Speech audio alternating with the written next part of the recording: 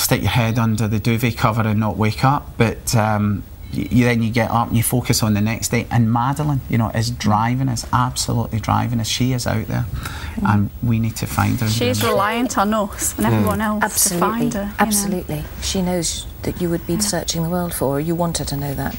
Can I just clarify one thing, and not to harp on it, but had you left the children before and done this in the tapas bar and sat there and had some supper while the children were asleep? Had it happened before, or was this one night? I mean, it's been...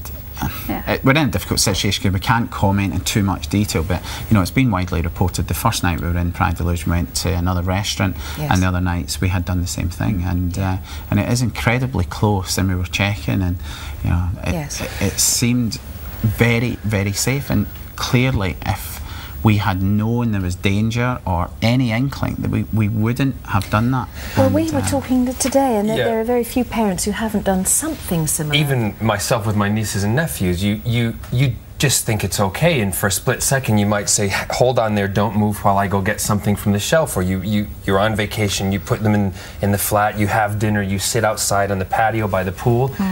Everybody's done it. Yeah, we're not perfect. No, we're normal parents, normal people. Parenting is about learning. Most people are flawed. Yeah, it's incredibly difficult, isn't it? Because you make decisions all the time, and consciously or subconsciously you make risk assessments. And we didn't consciously say, is there a risk? We assessed the situation, we felt there was no risk.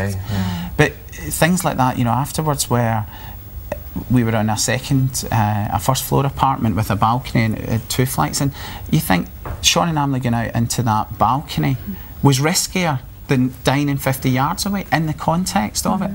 And there's risk in your life all the time, crossing the road, going on a train. And it's a terrible thing to say. It's all in context of the abduction happening and an abductor being loose. And it was It was just terribly unlucky. That, you know, and do you think you have an idea? I know you probably can't go into it. Do you think you have an idea in your head that you might have been being stalked, followed, or do you have an idea of who you think might have done it? I think it's safe to say we don't have somebody who we can say, I think that person was responsible. We have ideas, and we probably think we're observed, but again, it's speculation, and what we really want to know is, and we want people to remember, there's a lot of speculation, a lot of myth, rumour, innuendo, and we need to concentrate on the facts. Somebody took Madeleine. They probably weren't acting alone.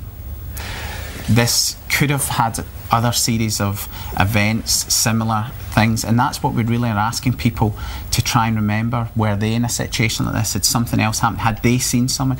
This time last year, were you going on holiday? Spain, Portugal? You know, I've got a map here, and you know, it's a small country, Portugal.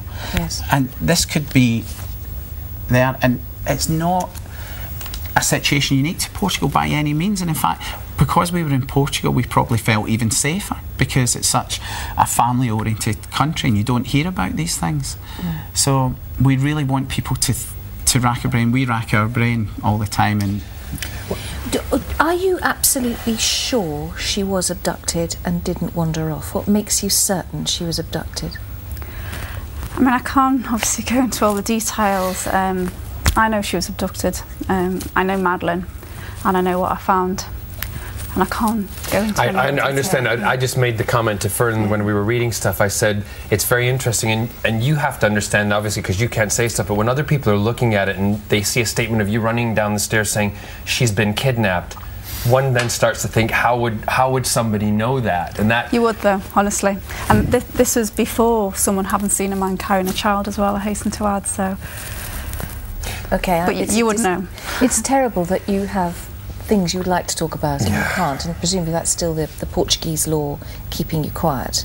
Any sorry? There's two aspects to that. There's judicial secrecy, and there are details of the investigation that we will not talk about and cannot talk about. So there's two things you've got to remember. You know, we have an independent investigation, and we will not disclose those details. You know, until we need to put information out that may assist the inquiry.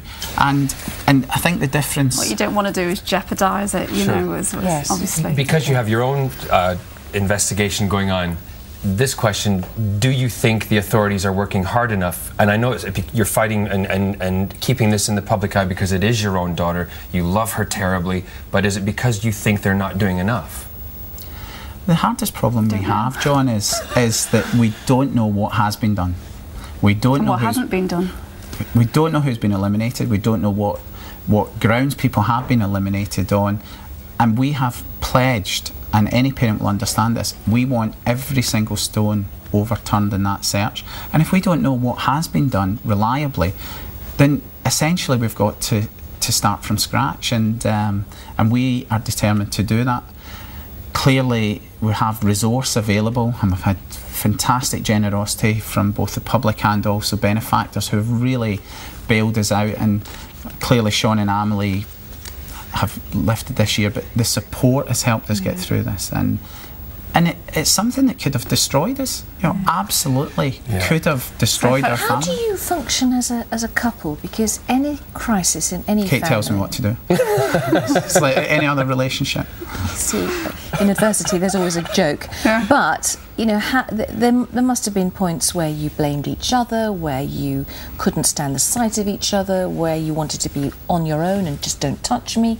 That's a normal human reaction. How do you keep it going?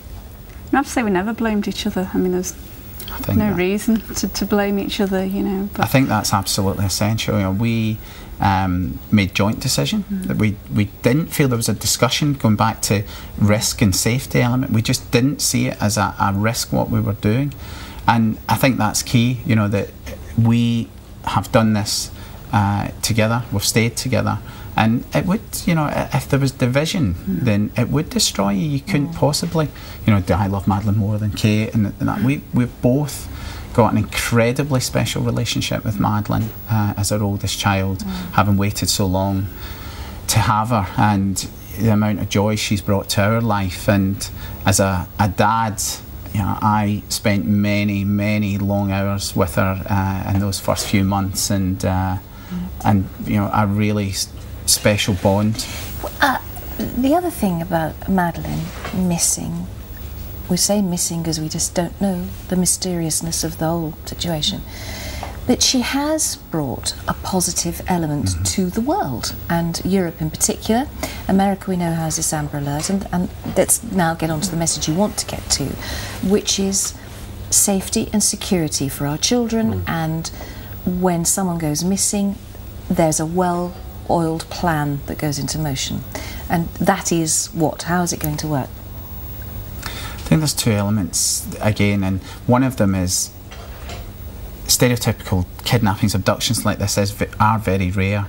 But like any parent, if you find yourself in that situation, you want to know everything is being done. And we're told over and over again, time is of the essence.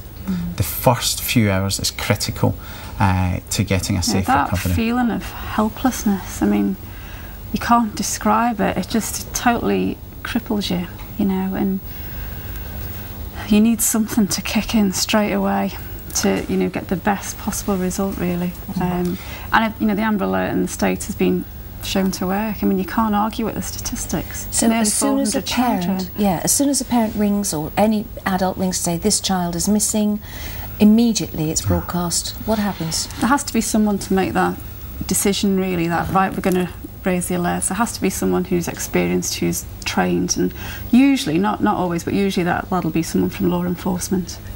I think we have to make it clear that the alert should be reserved for the most serious types of disappearances, where there's a high probability of abduction, and that child is considered, that child's health is considered to be at serious risk. And that is the key thing, because obviously a lot of children go missing transiently, and if alerts were going off all the time. The system in France, for example, the way it works, they say it has to be a proven abduction, and in 2 years they've used it 5 times. The key thing out of that is they've had a 100% success rate. All of those children have been recovered, and that is very important.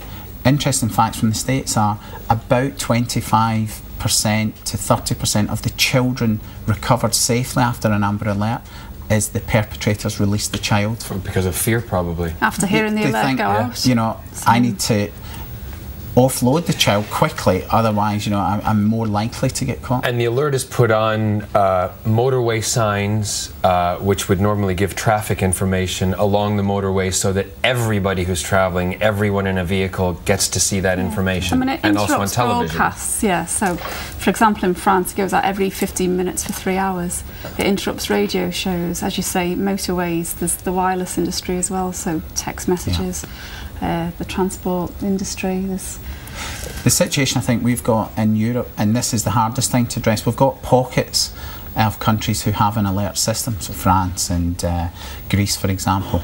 The difficulty we've got is by the time you have a law enforcement assessment and they decide that that child is at risk and it's a probable abduction, you know, you could be 1, 2, 3 hours in, and therefore the issue becomes, could that person have crossed the border? And of course, with a borderless Europe, what we're really saying is we need an EU-wide system, and it has to be integrated.